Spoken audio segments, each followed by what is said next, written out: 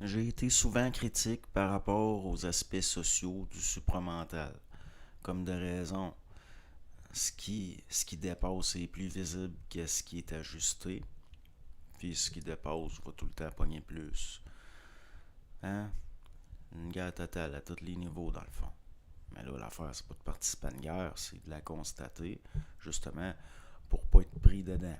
C'est-à-dire que pas vivre de lutte, pas au sens de capituler, mais pas vivre de lutte au sens de devenir des gagnants. Devenir des gagnants. Puis là, ça, bon, ça commence individuel. Parce que le collectif, ben, je pense que vous comprenez.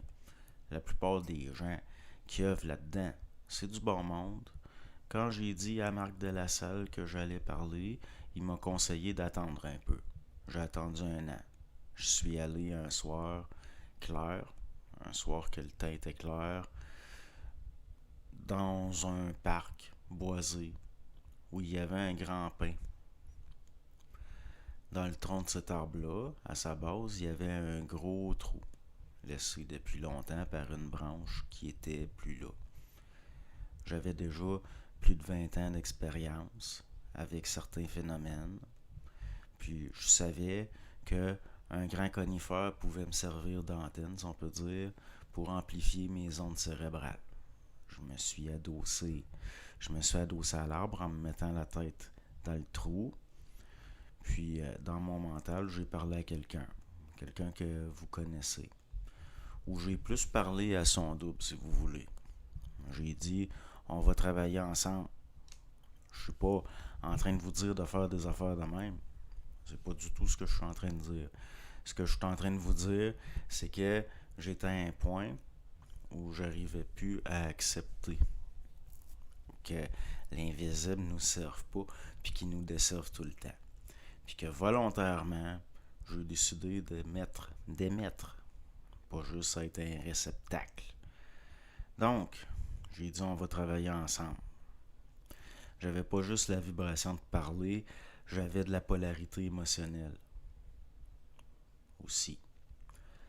L'amour pour les gens qui me portait à parler, mais surtout la haine. La haine de l'occulte. La haine des forces occultes qui m'ont souvent gâché la vie, puis que je voyais gâcher la vie des autres aussi, souvent à leur insu. Si je parle tellement de voir, que je parle tellement de vue, c'est pas pour rien. C'est parce que je hais l'invisible, l'occulte, puis que j'aime le monde au fond. Au début, il a été donné ordre à des forces de servir l'humain. Mais une partie d'entre elles se sont rebellées, elles ont précédé l'humain dans sa chute, quoiqu'elles avaient l'interdiction de sortir de dimensionnalités dans lesquelles elles étaient affectées. Quand l'humain s'est retrouvé sur le même plan qu'elles, elles sont restées jalouses et dominatrices. Puis elles sont intervenues en dehors des dimensionnalités pour polluer le ciel de la Terre, par une faille semée dans l'âme de l'homme, pour corrompre son cœur puis le dominer. Ça, c'est le récit, entre guillemets, allégorique, laissé par les aïeux de l'humanité. Mais derrière la forme, c'est par le psychologique puis l'émotionnel souvent que ces forces-là dominent l'humain. Dans la vie, vous luttez pas juste au niveau du matériel, vous luttez aussi dans votre tête, puis dans votre cœur, dans votre mental, puis dans votre âme. C'est quoi la guerre dans le ciel? Pourquoi il y a aussi la guerre sur la terre, selon vous? Ceci engendre cela. Prenez le Nazir, le prophète Samson, qui a fait s'écrouler le temple de Dagon sur les Philistins. C'est pas juste des écrits, ça s'est transmis oralement, entre autres, ça a laissé une marque durable dans certaines régions. Ça s'est passé où, ça? Ça s'est passé à Gaza. Ouais. Prenez le temple du ciel en Chine, c'était une antenne pour que l'empereur communique avec le ciel. Il y a exactement les mêmes proportions mathématiques que la coupole du Capitole à Washington. Pourquoi vous pensez que nos gouvernants sont corrompus? C'est la guerre dans le ciel. sur la terre comme au ciel, si on peut dire. Donc, à un moment donné, arrêtez de vivre la lutte.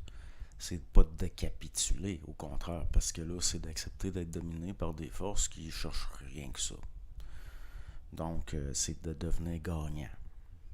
Vivre moins de lutte, c'est de devenir gagnant. C'est-à-dire, il va falloir être responsable. De plus en plus, c'est un peu ça de la conscience. La conscience, c'est de la responsabilité, si on peut dire. Donc, tout ce qui se passe était prévisible, mais ça se sent. Ça se sentait. J'avais accordé une entrevue quelque temps avant qu'on vive les années qu'on a vécues, que vous savez quoi, puis je disais, il y a quelque chose qui s'en vient, ça se sent. Là, plusieurs années plus tard, en octobre dernier, je vous disais, au début du mois d'octobre, même je m'étais dépêché à en parler, de peur d'être pris de vitesse. Je disais, il s'en vient quelque chose. Il s'en vient des surprises. Et comme de raison, là, le 7, il est arrivé ce qui est arrivé. Dans le fond, les peuples ont des programmations parce qu'il y a une guerre. Soit qui succombent à leur programmation, soit qui vont aller jusqu'au bout puis les accomplir. C'est pas de ma faute, c'est ça de même. C'est pas de ma faute, c'est comme ça, si c'est lié à des formes mémorielles archétypiques de l'humanité. Mais l'affaire, c'est pas de donner une importance terrible à ça, puis de devenir des eschatologistes spiritualisés. C'est pas le but, là. Mais au moins ne pas être surpris par ce qui attaque par surprise. Parce que, comme je le disais, c'est par le psychologique puis l'émotionnel que souvent ces forces-là dominent l'homme. Donc, je me rappelle, la mère de mon père, à un moment donné, dans le temps qu'elle avait encore des contacts avec qui vous savez, elle m'avait dit c'est la guerre dans le ciel. Puis l'enjeu de tout ça, c'est nous autres. C'est nous autres l'enjeu de la guerre. L'affaire, c'est pas de choisir un camp. Mais si vous êtes conscient de ce qui se passe, vous serez tout le temps dans le bon camp.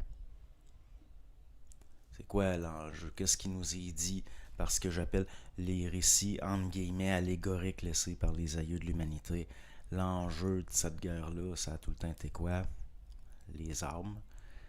Les armes, on nous parle tellement de la surpopulation comme une menace. Pourtant, même s'il y avait 30 milliards d'humains sur cette planète-là, la gouve, le puits des armes, la réserve des armes ne serait même pas encore vide. Donc, on entame quelque chose, il va arriver des choses, mais ça ne veut pas dire que c'est la fin. Rien à voir. La fin des temps, c'est pas la fin du monde. La fin des temps, ça le dit, c'est la fin au niveau chronologique d'un processus. Puis après, en vient un autre. C'est normal qu'on soit jalousé par des forces dont la destinée est de continuer à descendre au fond. Alors que l'être humain va être appelé à peut-être résider plus haut, même d'où il vient, dans le sens que sa chute peut être un peu comme atteindre un fond, donner un rebond, puis il va y avoir une remontée à un moment donné. C'est normal qu'il y ait des forces qui jalousent l'homme, puis qui veulent le ralentir. Mais on ne peut pas ralentir tout le temps. Puis l'enjeu est trop grand. D'un autre côté, c'est pas de virer fou, puis d'accorder de l'importance à ça, puis baser tout sur ça, là. Au moins observer, comme quand je vous dis, c'est à Gaza que le temple de Dagon s'est écroulé sur des Philistins. C'est pas anodin. Puis quand je vous dis le temple du ciel à Pékin, c'est une antenne, puis que le Capitole de Washington a exactement les mêmes proportions, c'est pas pour rien. Si le ciel est pollué à ce point-là de plus en plus, puis qu'on s'en va vers justement peut-être un processus justement de saturation qui va aboutir à une épuration, c'est pas pour rien que je dis ça non plus. Ils sont bien à plaindre, nos gouvernants. Bien à plaindre. Encore plus que nous autres. Parce qu'eux autres, ils vont payer peut-être éternellement. Ils n'entreront pas dans l'éternité, justement.